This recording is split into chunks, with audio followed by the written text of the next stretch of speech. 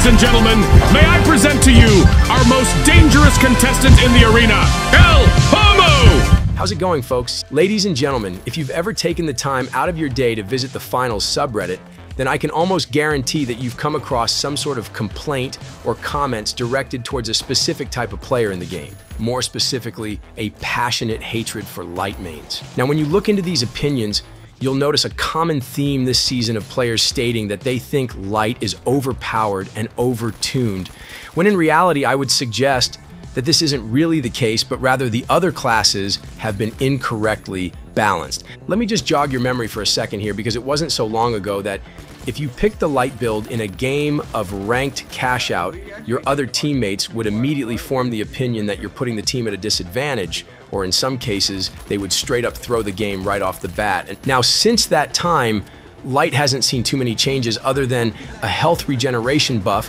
which was heavily warranted, by the way, and we've also had changes to some of the weapons, most notably the throwing knives in LH1. Now, just to get it out of the way, I'll say that the throwing knives should see some sort of cooldown change or the need to reload, but other than that, the light build is practically the exact same as it was. But within this time frame from Season 2 to 3, the sentiment around the light build has gone from lights are trash to lights are ruining X game mode.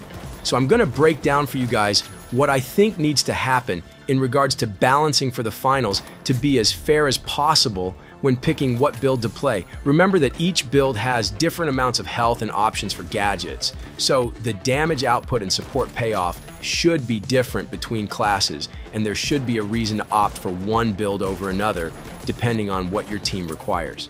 Getting started with light. To balance this build, we need to ensure that there isn't any specific specialization or gadget that's going to give you a huge advantage over another. Looking at the specializations, I think that light is doing really well here. The grapple has a unique function, and it's a solid pick for anyone who's using the sniper or a longer range weapon. I think the cloaking device is probably a little weak, but it's going to be suited to the players who don't have the most aggressive movement and play with a more reserved style. The evasive dash is currently the most popular, but it definitely isn't overpowered in any sense. It gives just enough movement to play that in and out play style, but it isn't going to let you get too far away from a fight that you've already committed to.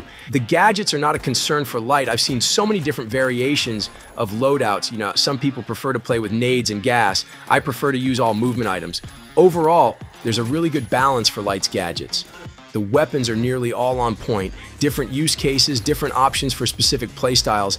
I'd like to see that change to the throwing knives so that players can't just spam and get up close.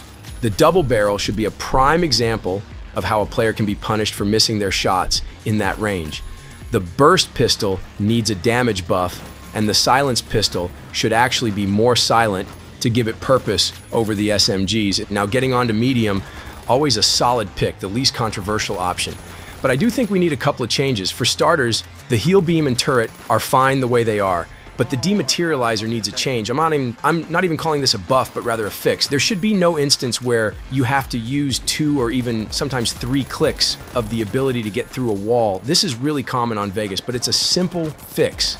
Just increase the depth of the effect so that it will remove any object within 2 meters. And now the gadgets for medium are nearly on par with lights. I'd say that for the most part, there's a perfect balance between movement and damage options. However, it's quite obvious that the defib is probably the second most used gadget in all of the finals. We've all spectated a player who isn't using it in their loadout and been so disappointed because it's such a vital pick. Now, they've already nerfed it to combat this consensus, but it's still such an obvious choice. I mean, you get to instantly revive a teammate mid-fight to reset the situation. I'd like to see it removed, but I don't think it will happen. The only change that could be made to it is a much longer cooldown on its use. This way, it isn't used in every single fight or promoting a super aggressive way of attacking the objective. Medium's weapons are probably a little undertuned in Season 3. First of all, the dual blades are a bit of a joke. A very obvious damage or rate of fire buff is needed there. The CL40 has seen yet another nerf in the latest patch. The splash damage is now doing less than ever before. I think those nade launcher players could speak more to what is needed there than I could, so if you have suggestions on that, be sure to let us know. I think the rifles are all fine. They're simply balanced now, rather than being the only picks for medium.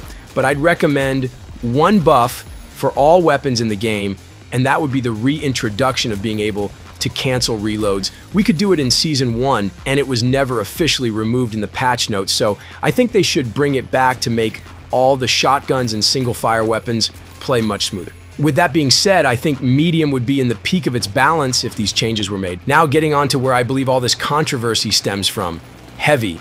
There's no doubt in my mind that this was the strongest build for the duration of Season 2. It was quite simply the most obnoxiously easy build to play.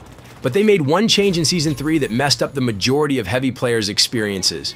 I can't for the life of me understand how recoil changes are meant to be a way of balancing weapons. The Lewis gun was undoubtedly way too strong before the change, and it was the go-to option, and it was practically the pre-nerf F-car with more ammo. But changing the recoil has turned it into an actual roulette wheel.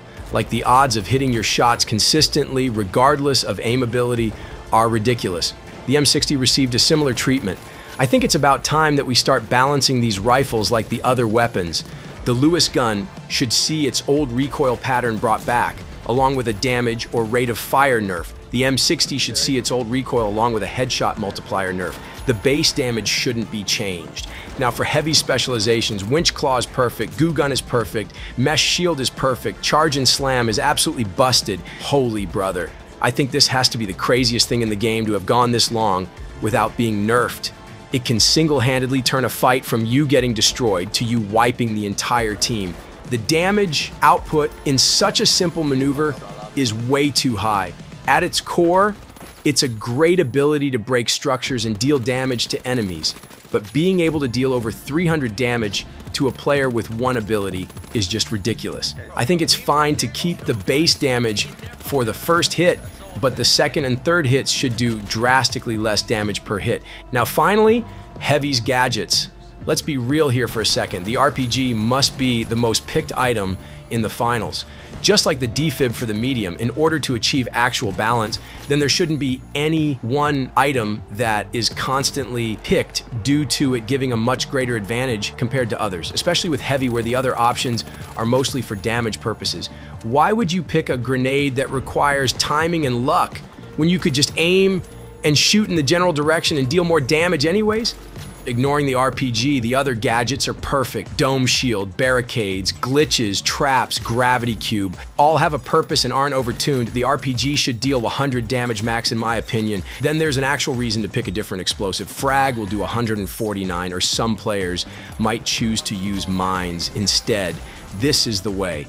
Folks, it didn't include a long list of changes, but I think those are the current things that need to be looked at if you want this game to feel balanced. I love all the builds, I love the finals, but I want to love it even more. And I think these changes would offer a more enjoyable experience for both casual and competitive players. If you have any thoughts on this discussion, then be sure to let us know in the comment section, or if you have any questions, then feel free to ask and I'll do my best to respond. Thanks very much for watching. Ratings and follows are greatly appreciated. Bye-bye now.